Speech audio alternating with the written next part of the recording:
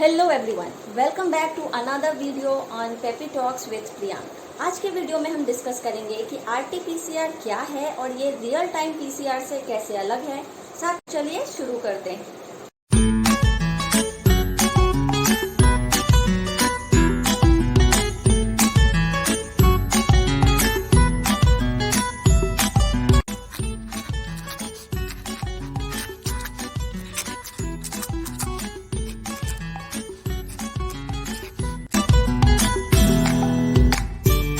दोस्तों, अगर आप साइंस बैकग्राउंड से नहीं हैं, फिर भी अब तक ये तो जान गए होंगे कि हमारा शरीर अलग अलग कोशिकाओं या की सेल्स से बना है।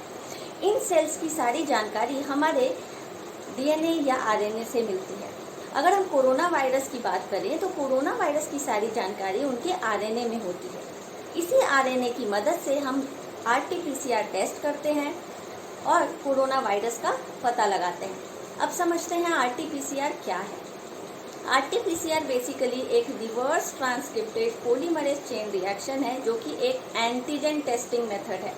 एंटीजन टेस्टिंग मेथड से मेरा मतलब है कि यह वायरस के सरफेस पे मौजूद एंटीजन यानी कि ऐसी प्रोटीन जिसके खिलाफ हमारा शरीर एंटीबॉडीज बनाता है, ऐसा प्रोटीन जिसे हमारा शरीर बाहरी चीज मानता है, फॉरेन पार्टिकल्स कंसीडर करता है, इन चीज़ों को हम आरएनए के थ्रू एक्सट्रैक्ट करते हैं और फिर कोरोना वायरस के इन्फेक्शन का पता लगाते हैं। चलिए अब समझते हैं आरटीपीसीआर कैसे काम करती है। अगर आप कभी टेस्ट करवाने गए होंगे या आपने देखा होगा तो सबसे पहले इस टेस्ट के लिए हमारे सैंपल्स लिए जाते हैं। यह सैंपल्स नाक या मुंह से लिए जाते हैं, जिसे हम स्वैब भी कहते हैं। इन स्वैब में अनेकों सेल्स होते हैं। इन सेल्स में से हम आरएनए को फिल्टर करते हैं या एक्सट्रैक्ट करते हैं, आरएनए निकालते हैं। अब हमें जो आरएनए प्राप्त हुआ, ये आरएनए हमारे भी हो सकते हैं, साथ ही अगर हम इन्फेक्टेड हैं तो इनमें वायरल आरएनए भी हो सकते हैं। इन पूरे मिक्सचर को हम वापस डीएनए में कन्वर्ट करते हैं। अब आप कहेंगे कि इन्हें डीएनए में कन्वर्ट क्यों किया जाता है। बेसिकली आरएनए बहुत ही अनस्टेबल, यानी कि ये इनको हम लैब में अच्छी तरीके से इन पे हम काम नहीं कर सकते, ये बहुत जल्दी डिस्ट्रॉय हो सकते हैं। इसीलिए हम इनको मोर स्टेबल फॉर्म यानी कि डीएनए में कन्वर्ट करते हैं और इसीलिए आरटीपीसीआर के नाम में आरटी यानी कि रिवर्स ट्रांसक्रिप्टेज, आरएनए से हमने डीएनए बनाया, इसीलिए उन्हें हम रिवर्स ट्रांसक्रिप्टेज कहते हैं। अब हमने जितने भी आरएनए को लिया था उन्हें हमने डीएनए में कन्वर्ट किया। अब उन डीएनए को हम वापस अलग करते हैं। अलग करने के बाद हम उन्हें एक समझ लीजिए बर्तन में रखते हैं, जिसमें हम वायरस के प्रोटीन, वायरस के एंटीजन के कोडिंग्स रखते हैं। अब होगा क्या कि अगर हमारे सैंपल में अगर कोरोना वायरस मौजूद होंगे तो वायरस के एंटीजन उनके साथ जुड़ जाएंगे या फिर बाइंड कर जाएंगे और इसी नंबर के बेसिस पे हम पता लगाते हैं कि हमारा बॉडी कितना इन्फेक्टेड है। चलिए हम इन्हें कुछ ब्लॉक्स के माध्यम से समझते हैं। जैसा कि मैंने पहले बताया कि हम जो भी सैंपल देते हैं उन सैंपल्स में से हमारे साइंटिस्ट आरएनए को अलग कर लेते हैं और उन आरएनए को वापस डीएनए में कन्वर्ट करते हैं।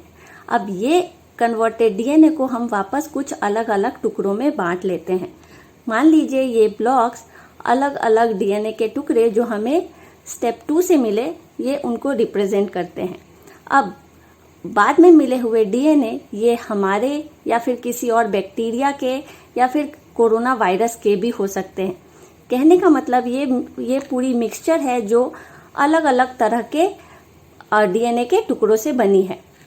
अब इन मिक्सचर को हमारे साइंटिस्ट किसी पर्टिकुलर एंटीजन के साथ मिक्स कर देते हैं। अगर हम कोरोना वायरस की टेस्टिंग कर रहे हैं तो ये कोरोना वायरस के एंटीजन यानी कि स्पाइक प्रोटीन के साथ इन्हें मिलाकर रख देते हैं कुछ इस तरीके से।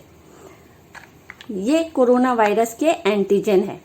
अब अगर हमारे सैंपल में कोरोना वायरस के एंटीजन मौजूद होंगे तो ये एंटीजन उनके साथ जाकर बाइंड कर जाएंगे कुछ इस तरीके से।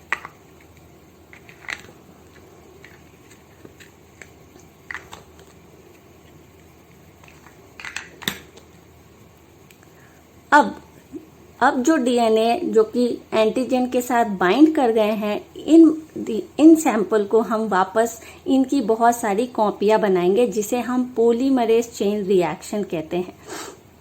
यह RT-PCR टेस्ट काफ़ी एक्यूरेट होती है और यह काफ़ी रिलायबल होती है। और अब आप कहेंगे कि इसे करने में वक्त क्यों लगता है। जनरली ये एक काफ़ी कॉम्प्लेक्स प्रोसेस है और RNA को एक्सट्रैक्ट करने के बाद ये बाइंडिंग करने में भी कम से कम 4 से 8 घंटे का समय लगता है। और अगर आपके घर के नज़दीक कोई RT-PCR टेस्टिंग एजेंसी नहीं है तो ट्रांसपोर्टेशन में भी टाइम लग सकता है और इस वजह से RT-PCR की रिपोर्ट आने में कम से कम 1 से 2 दिन का समय लग जाता है। अब आते हैं रियल टाइम PCR पे। RT-PCR सेम प्रोसेस होता है, बस अभी बाइंडिंग के टाइम हमने किसी एक फ्लोरेसेंट मटेरियल को भी हम उस एंटीजन के साथ बाइंड कर देते हैं।